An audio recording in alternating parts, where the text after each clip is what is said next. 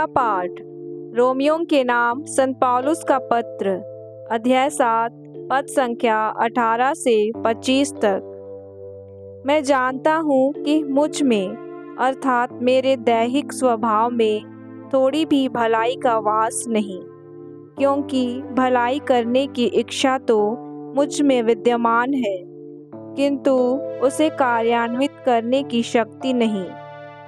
मैं जो भलाई करना चाहता हूँ वह नहीं कर पाता, बल्कि मैं जो बुराई नहीं करना चाहता वही कर डालता हूँ। यदि मैं वही करता हूँ जिसे मैं नहीं चाहता, तो करता मैं नहीं हूँ, बल्कि करता है मुझ में निवास करने वाला पाप। इस प्रकार मेरा अनुभव यह है कि जब मैं भलाई की इच्छा करता हूँ तो बुराई ही कर पाता हूँ। मेरा अंतरतम ईश्वर के नियम पर मुक्त है, किंतु मैं अपने शरीर में एक अन्य नियम का अनुभव करता हूँ, जो मेरे आध्यात्मिक स्वभाव से संघर्ष करता है और मुझे पाप के उस नियम के अधीन करता है जो मेरे शरीर में विद्यमान है। मैं कितना अभागा मनुष्य हूँ। इस मृत्यु के अधीन रहने वाले शरीर से मुझे कौन मुक्त करेगा?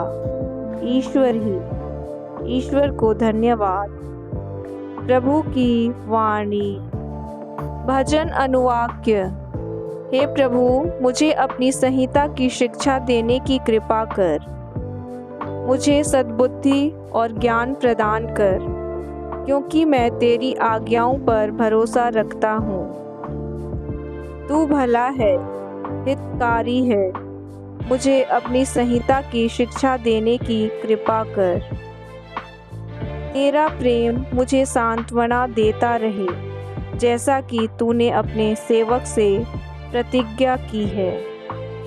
मुझे तेरा प्रेम मिल जाए और मैं जीवित रहूँगा, क्योंकि तेरी संहिता मुझे परम प्रिय है। मैं तेरी आज्ञाएं कभी नहीं भूल जाऊंगा, क्योंकि उनके द्वारा तू मुझे जीवन प्रदान करता है। मैं तेरा ही हूँ, मेरा उद्धार कर, क्योंकि मैं तेरी आज्ञाओं का पालन करता हूँ। जय घोष। हालेलुया। हे पिता, हे स्वर्ग और पृथ्वी के प्रभु, मैं तेरी स्तुति करता हूँ, क्योंकि तूने राज्य के रहस्यों को नीरे बच्चों के लिए प्रकट किया है। हालेलुया। सुसमाचार। संत लूकस के अनुसार आज का पवित्र सुसमाचार, अध्याय 12, पद संख्या 54 से 59 तक। यीशु ने लोगों से कहा, यदि तुम पश्चिम से बादल उठते देखते हो तो तुरंत कहते हो वर्षा आ रही है, और ऐसा ही होता है। जब दक्षिण की हवा चलती है तो कहते हो लू चलेगी, और ऐसा ही होता है। एड होंग्यो, यदि तुम आकाश और पृथ्वी की सूरत पहचान सकते हो तो इस समय के लक्षण क्यों नहीं पहचानते? तुम स्वयं क्यों नहीं विचार करते कि उचित क्या है?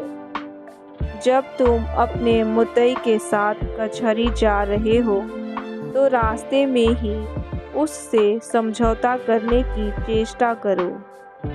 कहीं ऐसा ना हो कि वह तुम्हें न्यायकर्ता के पास खींच ले जाए और न्यायकर्ता तुम्हें प्यादे के हवाले कर दे और प्यादा तुम्हें बंदीगृह में डाल दे। मैं तुमसे कहता हूँ, जब तक कौड़ी कौड़ी ना चुका दोगे, तब तक वहाँ से नहीं निकल पाओगे। प्रभु का पवित्र सुसमाचार।